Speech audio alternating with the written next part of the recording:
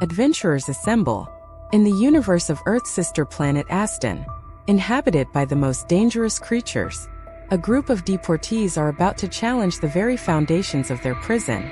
Are you ready to join the rebellion and fight alongside werewolves, demons and vampires?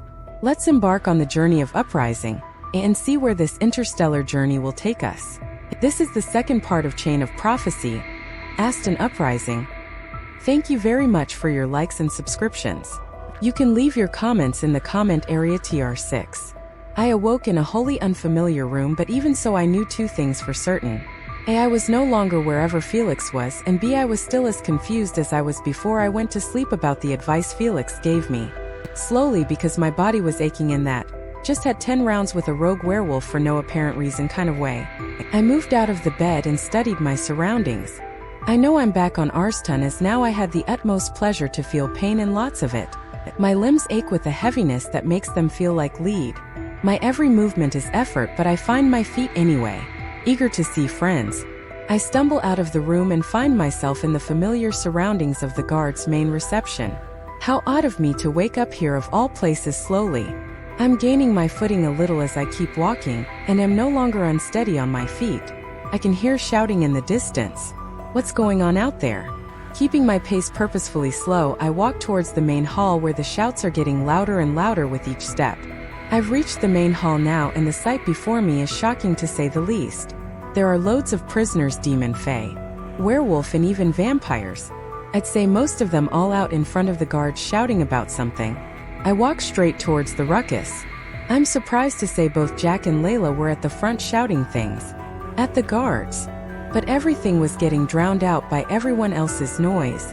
I walked nearer still, straight to the heart of everyone, where there were more guards than I had ever seen, trying to keep the crowd back.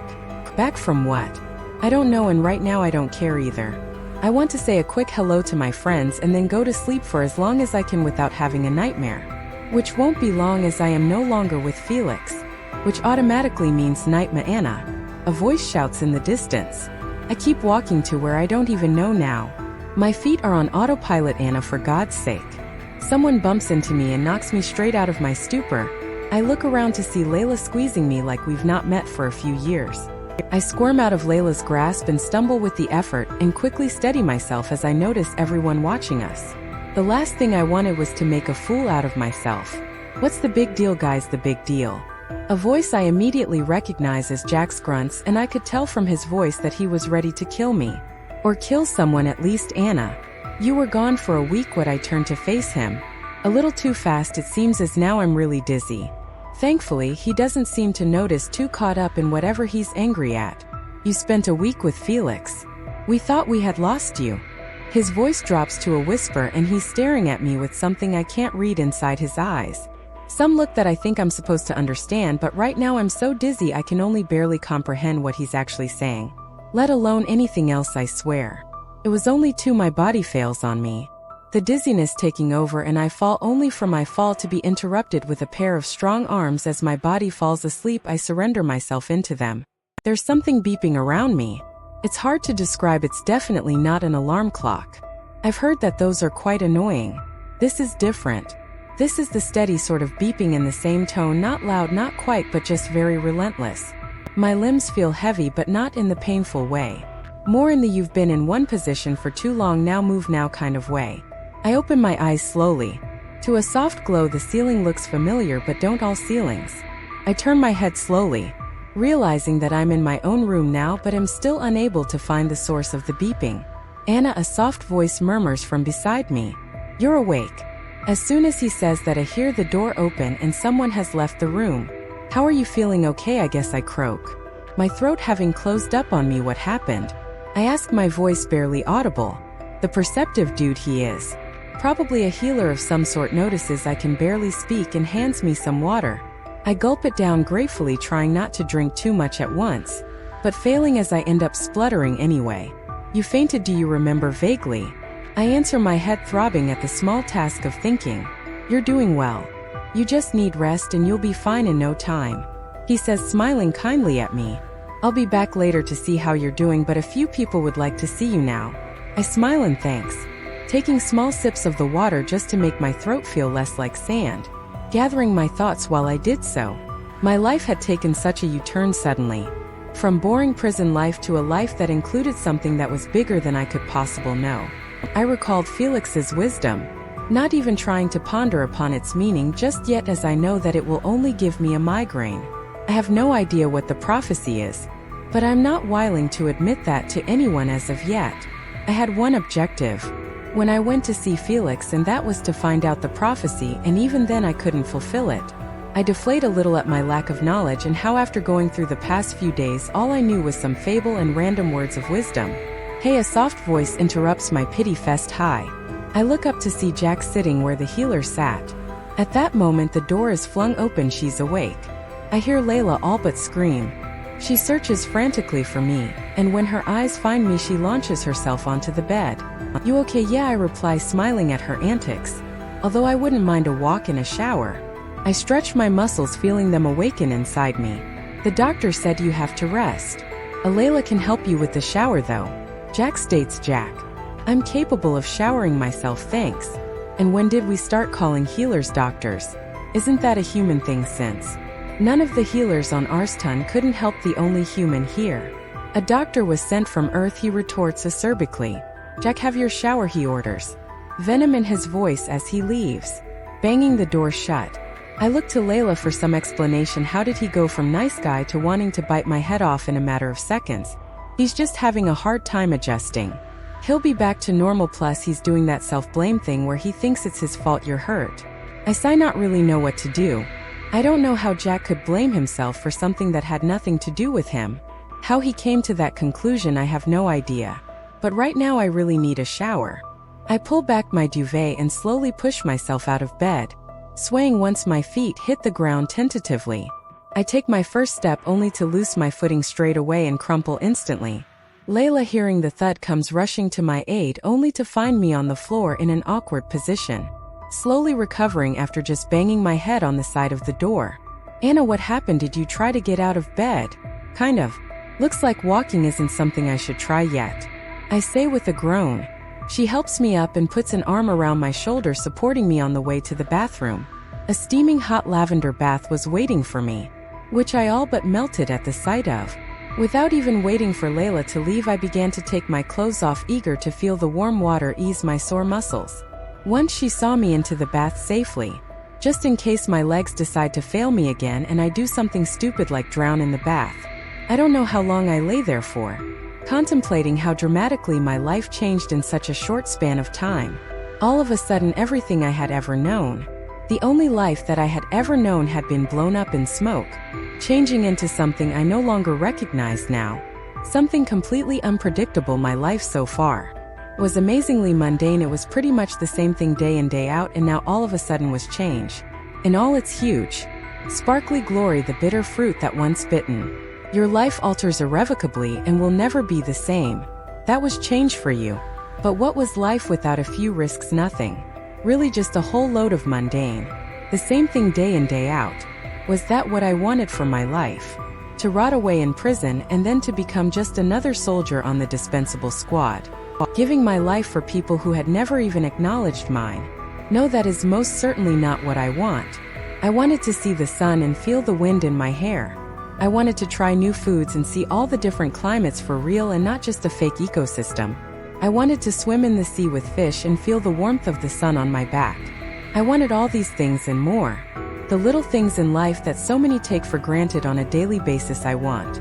That's the life of a prisoner though, stripped off their basic rights. Sure, I wanted all these things, but was I really willing to achieve them? Was I really prepared to accept whatever the consequence was, the outcome of my actions was? Good or bad, I am the key to the prophecy apparently. Not that I know what that means or anything. It was basically all on me, all that responsibility. On me ultimately. Despite everything, I did want change. I did want a different life from what I have. Realistically, at the back of my mind I know that I can't live like this forever. I'm human and ultimately don't have much going for me, so even if I was selected to go into the army when I hit 18, I wouldn't have a good life there either. I don't know what the future will bring, but nobody does. Not even those fortune tellers who simply mirror what you want them to say. Even despite my dreams of escaping the fate of a prisoner, There is no way of knowing whether the future will bring change. Sometimes you just have to leap into the unknown in the hope of something better than what you have. Because that's the way life works. I lay there in the bathtub until the water is freezing cold around me, contemplating on my decision for change. To do something that will potentially benefit me positively and change my life forever. It wasn't just me here, it was everyone who wanted out of this prison and off Aston. If I was the key, I had to help them and myself at the same time. Not knowing what I was doing was a minor detail, something to be figured out along the way, but didn't Felix say something about following my gut? And I'll know what to do when the time comes. That's only very slightly reassuring. That I'll know what to do when it matters most. I don't need to know them just yet. It's okay to not know everything all the time so long as you're willing to learn as you go along. With that thought and a somewhat more renewed confidence in myself, I sit up in the bath and call Layla for help. Once dry, I changed and got back in bed with an amazing bowl of hot chicken soup as I eagerly waited for Jack to come visit me. It had been 3 days and I was still waiting. The rate of my recovery shocked my doctor, but I was more than happy. The faster I was recovering, the faster I could get out of this damn room. Find Jack and beat him up for not coming to visit me. Of course, there was only so much I could get away regarding the beating scene, as I was only human, but I would try. I want to know the progress being made on the business of the prophecy. I'm not even sure what that means, or what that entails, but right now I was probably the one person on Aston who had no clue of what was going on. I so needed that to change. I had kind of hoped that going to see Felix would have not only given me answers but would have also made me look like I could actually accomplish something. Without the presence of genes that would give me super strength, or any of the other abilities that the supernaturals had. With slow, monitored steps, I walked out of my bedroom after what seemed like an eternity. I wasn't allowed very far today, but I'd be damned if I let the doctor keep me cooped up. I scanned the cafeteria looking for signs of life or food. Either would do. This recuperating stuff was very hungry work. I take a few more steps. My footing becoming steadier with this burst of confidence. I take a few more steps and then a few more. I'm actually walking. After a few days of lying down and working my way up from not being able to walk unsupported to walking on my own like this was exhilarating. Against the wishes of my doctor, I continue walking toward the kitchen, blissfully ignoring my surroundings on the lookout for celebration food. Just as I find ice cream and am about to indulge into the creamy, dairy goodness, a voice stops me. Why the hell are you out of your room? Anger flares through me as I face the one person who hasn't even bothered to come visit for the past 3 days, and all of a sudden cares about my welfare. So now you care. But that's only because I'm in the way, right? I'm an inconvenience to you, right? Send her to her room like she's some kid behaving badly. Well, I'm not Jack and you can't control what I do. Especially if you only care about me when it suits your needs. I leave him standing there in the kitchen and through my anger manage to bring along my bowl of ice cream, which becomes my only companion for the night as I shun everyone, leaving me alone with my pity. Eventually I fall asleep with tear tracks down my face. Tar 7. The next day I woke up more than ready to face the world, said the girl who didn't have her heart broken by her best friend the night before when she realized he turned out to be a self-conceited idiot who had anger management problems and tended to use her as his emotional dumping ground. But that's beside the point. The point is I woke up the next day determined not to let Jack get to me. No, I was better than that, and today instead of doing what I wanted to do, which was eat copious amounts of ice cream and hold a pity part for one, I got out of bed, made myself presentable enough to face the world and left my room, heading straight for the werewolf wing. The werewolves were more than enough of a distraction. They kept me entertained for the whole day, never leaving my side, never letting me feel alone. Truthfully, I had no idea what I needed to do next and no way of really knowing. The only way I could find out was through Jack, but the idea of speaking to him again made me want to jump off a cliff into jagged rocks. I sighed as I walked back to my room. It was late. Real late, but I didn't really care. Part of me wanted to prolong going back even more by heading to the vampire's wing. As tempting as that was, I refrained because maybe I felt like being sensible for once. Who knows? I've given up understanding my thought processes nowadays. As I reach my room, I suddenly feel incredibly drained. I just about managed to get changed and get myself into bed before I fall into a deep sleep. My sleep was peaceful and for once actually fulfilled what you'd expect from sleep. You know, waking up rested rather than more tired. Feeling refreshed instead of a train wreck. That kind of thing. I had one of the most beautiful dreams too. I dreamt that I had a family and we were all getting ready for a picnic. Unfortunately, I had woken up by the time the picnic was ready to eat, but nonetheless it was a nice change from what my dreams usually consisted of. I took my time getting out of bed, purely because I didn't feel like being around people. Didn't feel like talking or doing anything. The laziest of lazy days was to be today. It only took me half an hour to get sick of doing nothing, and so after getting ready I left for the library, which should hopefully be open today. Not having the slightest clue about what I was doing in the library. I racked my brains for something. Anything to look into, to read about. Everyone was keeping shut'em about anything to do with the prophecy, and they all acted like it never existed. The only thing I knew was what Felix had told me, and other than the random advice that made no sense to me whatsoever, there was that fairy tale. Or was it a fable? Whatever it was that made no. Hold on, I could research the story. It was the only thing I had that I knew fully. And that somehow linked to the prophecy.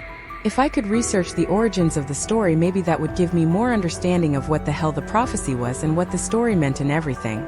Since this was the best and only idea I have had since all this started, it was my current course of action. Until someone told me what the hell was going on. But since that was as unlikely as ogres updating their cleaning regimen and actually smelling nice for once, then this what I had to do. Even with the potentially fruitless results. I roamed around the library looking for the fable section, finally feeling like I'm getting somewhere with this prophecy. I start in the fiction area and begin the slow, tedious work of looking around every book and sketching a rough map of the different genres for future reference. It was dark in the library now, and so far I had found nothing that resembled a fable, let alone a story that resembled the fable I was looking for. Not to mention the fact that my want-to-read list had grown immensely out of proportion, and I was sorely tempted to read instead of search, as today's search was fruitless for what I was looking for. I find my favorite spot in the library and pick the first book that comes to hand. This looks like a light read The Hunger Games. It was an old book, but apparently all the rage back when it was new. I begin reading and am hooked instantly. I see why this was so popular. Suddenly I'm in my dream world again. The name I've cleverly given the world in which I have good dreams instead of my usual pain-filled ones. There is no picnic today, no sunshine either. But the family I'm viewing aren't deterred by this and are playing a game of bridge by a roaring fire. Nostalgia hit me like a freight train. I wanted in on their family gathering. I wanted in on their family period. Every family has its ups and downs, but the moments like these, they were all worth it. These were the moments you'd remember fondly years later, where you'd reminisce about the old times and how things have changed since then. This dream has gone from amazing to a nightmare with a different kind of pain. My heart hurts because I know what I'm watching is something that I have never had and probably will never have. Even on Aston, we have all been abandoned on this planet, but none is truly more alone than I, as they at least have others of their kind with them. At least they have others who can relate to them. An ache settles in my heart after acknowledging this fact. I'd rather have all the pain of the nightmares than the pain of this one. How quickly a source of happiness has been destroyed. I didn't want to see this anymore. I didn't want to be in a dream full of things I couldn't have. Like a sore reminder, but I was stuck. I watched them through dinner. And while they were read ghost stories and goofed around before bedtime, I watched. And I watched knowing that this has never happened to me, and with that traitorous tears began to slip down my cheeks, and the only thing I wished for was my bed. The only comfort I had. I awake in my bed, having no idea how I got there, with tears steadily streaming down my face. I don't have the willpower to stop them, so I cry until I fall asleep again. My heartache hasn't left when I wake up again. So I leave it and abandon all attempts of trying to keep myself in good spirits. I lay in bed for ages, not really thinking about anything, or doing anything. I just feel like I shouldn't get up. Like, what's the point? Life is going to be equally depressing either way. My body doesn't feel like responding at the moment. Doesn't feel like moving. As if I've been zapped of my energy. The day passes like this. I get out of my room only once, and that is to go to the kitchen to eat something, but even then, when I get there, none of the food is appetizing. So I pick up some random fruits to keep up appearances and walk back, only to get back into bed again. That night I dream of the family again, and today they're playing a game of tag and then they go shopping. I don't understand why I'm being punished this way. My dreams, albeit painful, have always had some meaning to them, some purpose. The purpose of this dream seems only to taunt me, rub it in my face that I do not belong. As they are shopping for the upcoming winter, I have the largest urge to just reach up and call the girl, tap her on her back, talk to her.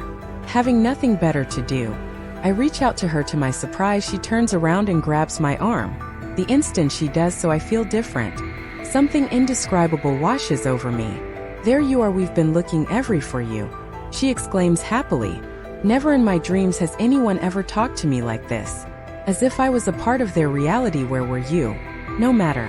You're here now and Mama will be ever so pleased." With that, she tugs me along to some other store. I am welcomed into their family instantly, almost as if I was a family member, and the rest of the trip was euphoric. Never before have I felt like this. Never before have I been treated like this, and it was incredibly addicting. We go home, have dinner, and are all sent to bed. Tonight I too read a ghost story, and I too am sent to bed with a chorus of goodbyes from the people that I love. I awake back on Aston from that amazing dream. Adrenaline and euphoria pumping through my veins. I can't wait to sleep again. I can't wait for the new adventures we have. I wonder what we're going to do today. I am too distracted to bother thinking about the fairy tale, but instead spend the day in bed again, recalling the joyous events of the night before and giggling like a schoolgirl. The rest of the week passes by as such. I awake only wanting to go back to sleep again. My bond with my new family growing ever the stronger, each night being full of love and laughter. Sleep was my haven, giving me a place to belong when I didn't have one in reality. I didn't really know much about that family, or who they were, or how I was interacting with them in my dreams, but I didn't really care. The important thing was that they seemed like nice people and had accepted me with open arms. No questions asked that night. I had the most realistic of the dreams I had had so far. We were at the breakfast table, and I was actually tasting the pancakes on my plate, unlike the other times where I simply pretended to eat. "Have you told anyone about us?" Mama asks suddenly. "Told anyone?" "No," I reply, trying to ascertain where this conversation was going. "That's good, sweetie." She flashed me an overly sweet smile. "What about the prophecy, Mama?" my sister blurts. "What about it, dear?" My sister turns towards me. "What have you done about the prophecy?" At this point, I am beyond confused. What was this conversation about, and why were they discussing the prophecy like they knew what it was? As much as I liked this world, I knew it couldn't last. I was postponing the matter of the prophecy because this world was better. It gave me what I wanted. What prophecy? Was the only thing I could answer with. Mama laughs. "Oh dear, that is such good news. Our darling Anna has completely forgotten about it. Just the way we wanted it. This is going so much more easier than planned. Why don't you kids go out for a swim?" We leave our breakfast half eaten and go out into a garden I never knew we had. It had an amazing swimming pool, and the sun was shining as bright as ever. We splash around for a while but don't really swim, until one of my brothers suggests we try diving. "Why don't you dive from the old treehouse, Anna?" he says, pointing to the remaining foundations of the house. "That's such a good idea," I exclaim and make my way up the tree trunk. For some reason this is taking me longer than I had expected it to, given the length of the trunk. But that didn't deter me. I climbed until I reached the very top. With shaky legs I walked slowly to the edge of the wooden planks, nerves suddenly washing over me. "Come on, Anna. You can do it," I hear shouts from my new family, encouraging me, and with their voices in the background I take a few steps back, preparing myself to jump, only to be greeted by complete darkness. I can hear groaning, a low muffled sound which I soon figure out that the sound's coming from me. What happened this time? Another nightmare that knocked me for 6. I begin to feel my head pounding, which is probably a side effect of waking up, the ability to feel pain and acknowledge your surroundings. I haven't opened my eyes yet. I really don't want to. There's something about waking up that I hate. The having to face reality part. Having to face the pain. Having to face whatever dream you've had, and then trying to decode its nonsense. Finding meaning out of random scenes, words, or scenarios is never fun. Waking up to pain isn't fun either. I stop groaning, in a bid to try to sleep again. I'm kidding myself, of course, but hey, a few moments of ignorance never hurt anybody, right? Well, they probably did. But in my instance, the only person who's hurting is me. So for now, ignorance is okay. until my pounding head either increases in pain or stops completely, the former being most likely and the latter being nigh on impossible. Why was my brain thinking so much? For a person who wanted sleep, I wasn't doing a very good job obtaining it. My brain wasn't helping the situation. Who even uses nigh anymore anyway, ugh. Being awake is such a pain in the ass. Slowly, after a few moments, I begin to open my eyes because this sleeping thing clearly wasn't working out for me. I have my eyes open and thankfully I, or whoever had some sense to light a few candles instead of using the main light. So much more easier on the eyes. Especially if you're in my situation. The pounding, as predicted, increases and I groan again, squeezing my eyes shut and lightly massaging my temples. Here let me a voice I recognize but can't place. Whispers. I tilt in an attempt to glance their way to discern who it was. Jack, I mumble. The last time I talked to him we weren't exactly on very good terms. Something bad must have happened to make him talk to me again. The tilting did me no good. Now, despite discovering Jack was here with me, which was a relief, pain flared in other parts of my body, which was just freaking awesome. What does a person in pain need more pain? Thanks, body, I owe you one. I lie back again, straight, and allow Jack's hands to soothe the pain away, letting me slowly drift off into sleep. I dream of nothing, thankfully, and wake up feeling refreshed. I stretch my body out slowly, testing my body, but there's no more pain, so this time stretch again, awakening my muscles and pushing them to the limit. Careful. Jack scolds me, you still have to be careful with your body. It's not fully healed. I nod in acknowledgement and then realize that he's holding a tray which I presume is food. I sit up and my theory is proved correct. He puts the tray in my lap and I gladly scoff the chicken soup and salad. We need to talk, Jack says whilst I'm eating. I wait until I finish to reply, yeah, is all I can say. Guys are really obtuse. I've been trying to tell him we needed to talk for a long time now. I'm sorry, okay? I'm sorry that I didn't tell you about the prophecy. I just didn't want to get you to get hurt. I thought that if I didn't tell you, you would be safe. That I could figure out this prophecy and tell you about it when the danger had passed. But I was wrong, and instead of protecting you, I put you in more danger. I don't even understand it myself, but I did somehow. So now I'm going to tell you everything. Everything that I know about the prophecy, but first I want to know what happened to you.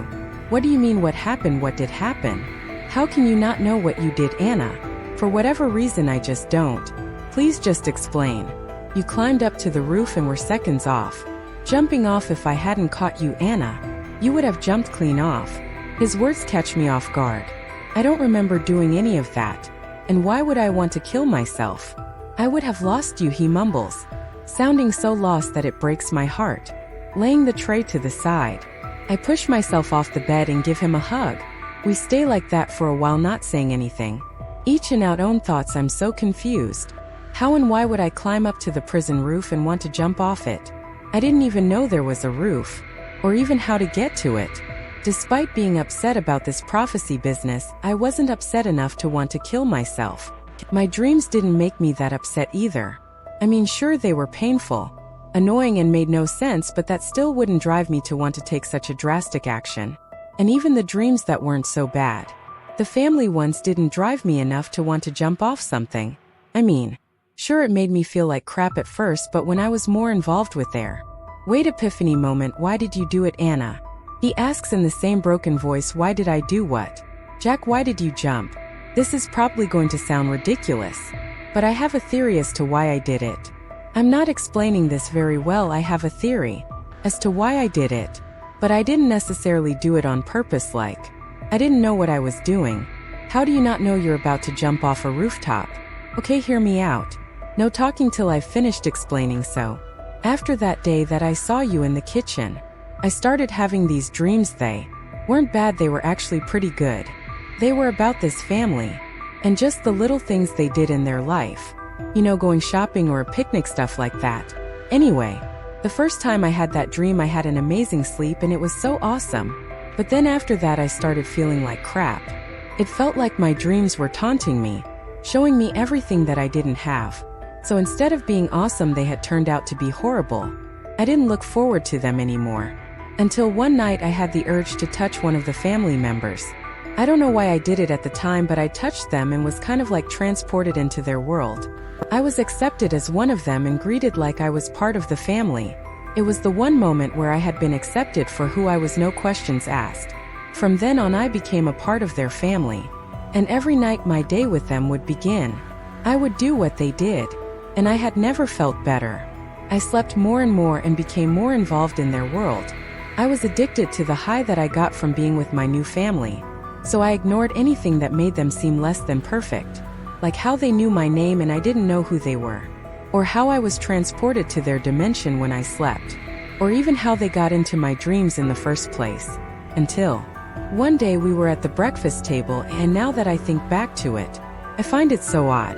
The mom asked me about the prophecy and I was too confused to give a proper answer, so I just asked what prophecy was she talking about. She laughed kind of manically, then suggested we go to play in the pool. I didn't even know they had a pool, but whatever.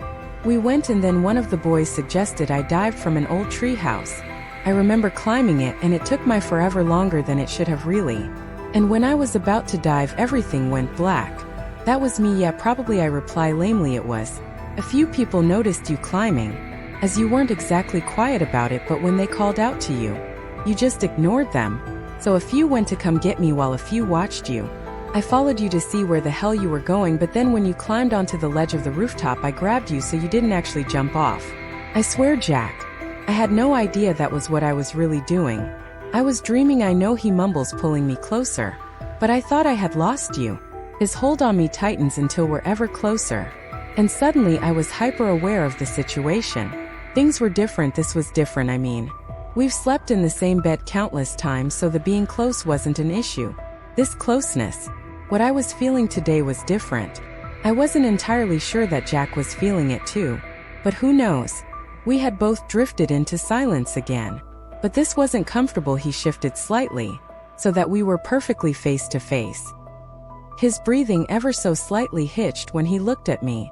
It felt like he was looking into my soul, looking into who I was, everything that I was. Like he had never seen me before. And we were looking at each other for the first time. Anna, he mumbled again, his voice thick with something that I couldn't recognize. Jack, I whisper back, scared of breaking this new fragile thing between us.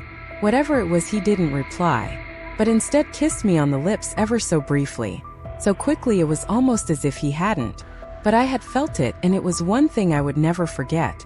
I wasn't entirely sure how to respond, but perhaps my body recovered faster than I had, as seconds later we were kissing again. It was the kind of kissing where you had no idea what you were doing, but it felt amazing, so you carried on anyway.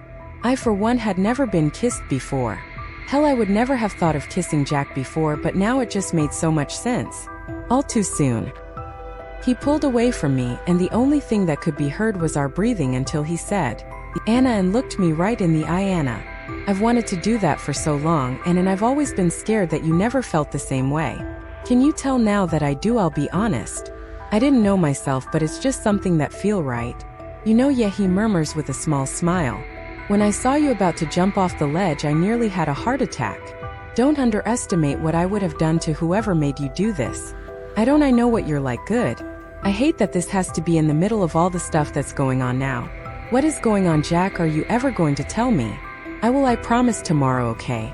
Well, he was cut off by a knock on the door. Jack, you need to come quick. The guards have made an announcement. TR9. The guards never made announcements. That was the first thought that occurred to me ever. In the history of me living on this prison, kind of ever. The news was enough to burst the bubble that we had created. The one that stopped us from dreaming that everything was amazing, even if it was for one incredibly fleeting moment. Whoever delivered the news didn't dawdle. He left as soon as he had said it, probably eager to find out about it himself. I look at Jack, wondering where this leave us now. There were so many uncertain things in our lives already. Adding this to the mix wouldn't help in the slightest. I know this, and yet I don't care. I don't care that this could be potentially disastrous. Although I'm not entirely sure of what it means to be in a relationship, or how it's supposed to work. I was more than willing to learn as I went along, which really was the only thing I could do. A sense of foreboding washed over me as I slowly untangled myself from Jack's embrace, wanting to get this over and done with. wanting to know what was so damn important for guards to tell us. Jack sensed the change in my mood as he too began to get up. Everyone's gathered in the hall. It seems like we were the last to arrive.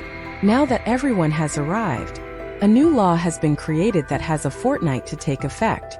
This new law states that everyone over the age of 16 will be entered into military training immediately. This is due to the overpopulation of this prison and the need for more military personnel in the King's army. This is not a personal affront on anyone. The King and Queen of Earth have decided that the costs of this prison are too high and thus are in effect relocating the prison population into the military services. There was a stunned silence that had fallen upon the room. I too was stunned. I had no idea what to say to this or even how I was managing to keep my thoughts somewhat coherent. It felt like a slap in the face. It wasn't the guard's fault. It wasn't anybody but the King and Queen's fault and whoever's bright idea it was for this idea. Crazy. It felt like my whole world had disintegrated, which in a sense it had. This place was shutting down for whatever reason, and we were being shipped off to the military. Granted, everyone knew they were going to end up in the military services anyway, unless some sort of miracle happened, but we all thought it would be until we hit 18, or even 19. Only a handful of people were under the age of 16 at this prison at the moment, and even then they would have turned 16 in 2 weeks. Take me for example, I turned 16 in a week's time. Perfectly convenient timing for the 2-week deadline. Was that why we were given 2 weeks? So that they could wait until everyone would be 16, and we'd all have to be entered into the military. My shock was slowly fizzling into fury. How could they do that to us? Why would you want to trust your planet or state's security to people who were classed as criminals before? Granted, not all of us were criminals and many of us didn't deserve this fate, but that just made the blow harder to take. Dump your unwanted kids on a different planet. Because out of sight is out of mind, and who would want to think of something they didn't want in the first place? I've never had any control over my life. Never before have I got to make life decisions. Always having everything decided for me. And it was happening again, but this time, I did have a choice. I did have something I could do to stop this. I may have been powerless to come here, but I can sure as hell do something to ensure I didn't end up as a soldier. I take a look around and see that a few others have had this realization, and as the guards have nothing more to say, I trudge behind Jack so that we can talk this over. What we were going to do, how we were going to do it. I hope that he's gotten over the whole notion of not getting me involved. I need to be involved now, because this affected me too.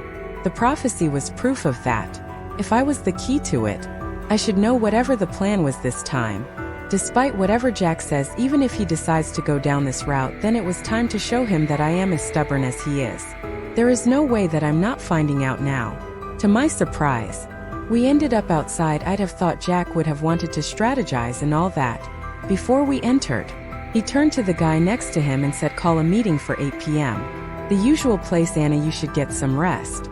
He stated as soon as we entered my room. "Oh no, mister. You are so not getting away with it this time. You have to tell me everything, preferably right now." A smirk tugs at his lips. "I had a feeling you were going to say that." I sit on the bed and await patiently for him to start talking. He slumps onto the bed with a soft thump, right beside me, using a pillow to prop his head so he can face me. "So you know how I'm going to be turning 18 soon. In a few months, well." He continues without waiting for my reply. It got me to thinking. I don't want to go into the military for the damn king. I've had enough of fighting now. Whether it was from before I caught or even whatever happens after this. When I think back to everything that's happened before, I just hate how I let it all consume me. How I let it all get to me, you know. Again I nod and mumble, "That's not your fault." I shuffle closer to him, knowing that for Jack, talking about his past was the hardest. Sure, I didn't know everything that had happened, but I've heard enough snippets of conversations and rumors to know the truth. Jack wasn't like me. He wasn't in here for no reason other than he wasn't wanted. He was completely and utterly ruthless, and not to mention one of the main reasons this prison was created. Demons were different. They didn't age as humans did, they aged slower, so if Jack's age was calculated using human years, he'd be considerably older than 18. I knew how dangerous Jack was, and yet I didn't care. But I decided that if I needed to, I'd go out with one last fight. Me and the rest of us that are turning 18 too. We do whatever we have to not go to the military, and then we get you and the others out. That was the original plan. Until we heard of this prophecy going around. A new nymph had come from Earth telling us all about it. Clutching at straws. We thought we'd give whatever a go instead. So we listened to her and followed what she'd said. It was a little pointless because all she did was lead us round in circles. It was like the prophecy had become a case of find something which lead to finding something else. But we never found out what was going on. What this prophecy meant then. In a sudden change of tack. She wanted to get you involved. Which, as you know, I was heavily against.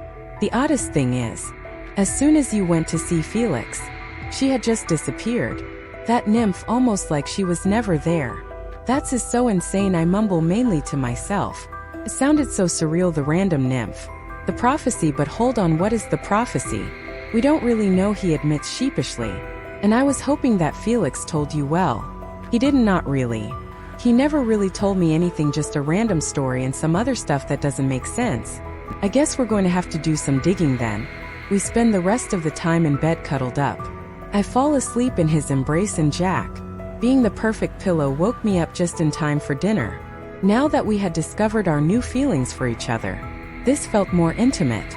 It had something deeper about it. It felt good and odd at the same time. Totally undiscovered territory. The meeting itself was ensuing, and I was surprised to see that it was taking place in werewolf territory rather than the demon wing. I wonder why that is. Thank you for gathering here today. Jack begins as soon as everyone here is seated. As you are aware, a time bomb has been placed on our heads, and once again it is out of our control. But this time we have a chance. One chance to change our future. Although this was our original plan, we now have a lot less time than we had hoped for. After this, there is no going back. The plan is unclear, but we need to ensure that we have enough information. Knowledge is power, and that is where our weakness lies. I need each of you to assess your own wings. Which is the weakest point? How easily it may be broken. Faye, I need to sneak into the guards area, look around. Study the import shuttle. How can we use it to our advantage? I need our best engineers from all races to get together and build a shuttle capable of taking us back to Earth. Or many shuttles. Make a list of equipment and somehow we will procure them. I need the werewolves and vampires. Those of you who have contacts back on Earth to send word out. We will need transport and shelter for a while. No doubt the King's army will be sent against us. Anna will look into the prophecy. We will meet again in 3 days. Any questions? There was complete silence. Nobody raised their hand. Everyone realized the gravity of this situation, and everyone was ready to do everything it took to have the one shot of getting out of living in the military. One thing I had witnessed tonight was that, even though we might not be successful in our attempts to escape, we were now at the point where we die trying TR10. Everyone dispersed pretty quickly after that, and for once we were all united in a common cause. Sure, we were never bitter enemies before, but some of the races didn't get along as well as others. Take the vampires and the werewolves, they both hated each other guts for some reason unbeknownst to me. And the fae and the demons. Despite that, here we all were taking orders of a demon and cooperating. I guess the most simple question you could ask was, there were so many of us and so little of the guards, why not lead a rebellion and take charge? Well, it didn't work like that, mainly because these guards were no ordinary guards. Would it really be as simple as having normal guards for prisoners so dangerous you had to put them on another planet? Well, no. It wasn't about us being too dangerous, it was about keeping Earth a criminal-free zone, or so that's what the king says anyway. The guards for this prison were specially trained, and also, they were all terminally ill somehow. They took this job willingly, all the while knowing that they may die here, and were all okay with that. I can almost hear you ask, what's so special about that? So what, they're dying? Why should that make them the perfect guards? Well, it means everything. The guards die knowing that for the work they've done they'll either get treatment or their families will be set for life. A dying man is one who has nothing left to live for, so will not be afraid of anything. He will take risks. A healthy man won't, because death can happen anytime for him anyway, so what does it matter if it's a little sooner than you'd thought? Make no mistake in assuming that even though these guards were nice to us generally, they were equally as ruthless. They just had to have an opportunity. So any rebellion had to be done with extreme caution, under a covert basis. I knew one thing for sure, and that was none of us were going to sleep anytime soon or until all this was over. However, it would end with that thought in mind. I left for my room knowing that the library would be shut by now. I couldn't do anything yet but think of everything that I know so far, which was essentially nothing really. I get back into my room and lay down in bed. Today has been a very long day, and yet I have a feeling that from here on out things are only getting worse. I fall quickly for once, but I should have known I wouldn't have got off so easily. My dream pulled me in seemingly from the moment I had fallen asleep. It was the most surreal feeling. I wasn't seeing anything. There was darkness, but yet I was conscious awake in a dark room but while sleeping. Confused me too. I waited. For what else was I to do when I had no idea where I was or what was happening? Then out of the blue I heard a voice, a male one. His voice so thick I could barely decipher his words. So the dream did not work. Shame. We must prevent her from finding out about the prophecy. She will see through your disguise. 𝐊𝐢𝐳𝐷. A face flashed before my eyes who looked familiar. Was it a fae, a nymph, or a pixie? I couldn't tell. The face had disappeared within the blink of an eye. I know I wouldn't remember it, but if I saw whoever it was again, I'm sure I'll recognize them. I feel my surroundings shift, and now I see red all around, growing almost surrounding me like a blanket. Like I'm lying down in red grass as tall as people. Everywhere. All was quiet except for the distant roar of someone calling out. I couldn't hear what they were saying, but it was as if they were in so much pain their voice was cracking while they were speaking. It sounded like heartache, if you could ever make that a sound. The next morning stayed in bed till mid-afternoon remembering my dream, and as ever it never makes any sense to me and only leaves me with a headache. But somehow, last night's dream didn't leave me in excruciating pain. For once, relief is an understatement. I only hope that I don't have to pay for it later. I lay in bed a little longer, enveloped in the comfort and warmth only your bed and duvet can give you. I know that as soon as I get out of bed I wouldn't be able to stay in the bliss-induced state that can only be attained as soon as you've woken up from an amazing sleep. Raking my brain for any information I can remember from my earlier search into the story, Felix told me I come up blank. As far as I can remember, I didn't get much information about it, and wasn't even able to find a book about where the story came from. Knowing that I could no longer prevent the inevitable, I dragged myself out of bed and into the shower. Once cleaned up and dressed in a fresh pair of jeans and faded sweatshirt, I decided I was as prepared to go out in the world as I'd ever be. I go into the hall and pick myself up some cake and a coffee to go. I didn't want to waste any more time, especially since we had so little of it. I also wanted answers, lots of them. I didn't want to be the one who was dragging everything down just because I couldn't find some damn story. I head to the library and go back to the same area that I was looking into before and begin my search. There had to be a better way than reading through each book, surely. Only a few of these books had contents pages, which made my life slightly easier. Essentially all I was doing was reading tale after tale of some princess, all of whom have either a wicked mother figure, a curse, or an idiot who thinks she should be able to feel a pee through many mattresses. My lack of progress was not only depressing me, but also had the added bonus of making me incredibly drowsy. Maybe I should just rest a little, just to get my head refocused. I might even come up with a new strategy. It doesn't take long for me to fall asleep. I find myself in the same dark room that I was in yesterday. Only this time it feels different. It feels more like I'm there physically, in the room instead of just an onlooker. You did what? A deep voice roars. How could you allow them to let the girl in your plans? She was to be left out and destroyed. Assess. Sorry, master. A soft voice whimpers instantly. Even though I can't see anything in this room, I know that the voice belongs to the same face I had seen ever so briefly yesterday. Something tells me it might just be the mysterious pixie that Jack was talking about before. The one that magically came from Earth, but then why was it that she was telling Thad to tell me about the prophecy? This was definitely getting more and more confusing. I had to go find that pixie. It was at that moment that I awoke. I'm not even sure how I was getting coherent thoughts in a dream. Conscious thoughts, but for now that would be question left until later. I had way too many questions, and looking into my potential lack of sanity is not top of my list. I leave the library and make my way to Jack, thinking that I should talk things through with him before doing anything rash. I'm pretty sure he'd kill me just to save himself from a heart attack. The amount of stress he's in at the moment. I see him as soon as I enter the hall. He's sitting on his own, which makes it easier to talk to him. I get some food. not even entirely sure what I've just picked, and make a beeline for Jack, who doesn't even notice he's so engrossed in thought. "Hey, how's your day going?" I ask as chirpily as I can. "Good, busy. Yours?" This was busy Jack in action. He only spoke in one-syllable words unless you got lucky and could get a sentence out of him. Productive. But not in the way I thought it would be. Oh. He looks at me for the first time since I've sat down. His interest piqued. I looked down, away from his intense gaze, finally seeing what I had picked up. "Aubergine. Why do I do this to myself?" He smirks when he notices the look of disgust I give my food, knowing that me and Aubergine never get along. "Shall we take a walk?" he asks, but proceeds to haul me up away from my food anyway. We walk towards my room in silence, while I'm mentally preparing myself over what to say and how best to explain my theory. Not that I have a theory really, just something that could be a possibility. I knew Jack would believe me. He knows about my dreams, so that wasn't a problem, I guess. I just didn't want it to seem like I wasn't doing what I was supposed to do. "Jack," I say as soon as we enter the room. "Yeah." He closes the door behind himself and pulls me into a hug.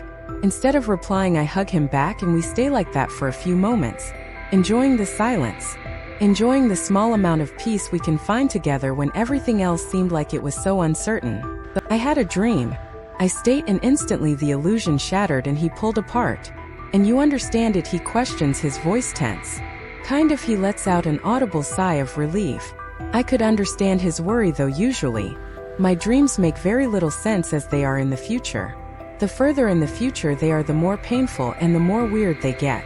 When I have a dream I can understand it means it's going to happen soon, or it's relating to whatever's happening now. I heard a voice and saw a pixie. I think it's the same pixie as you mentioned. Basically, she was here to turn me away from the prophecy, or she was, according to the voice she was talking to.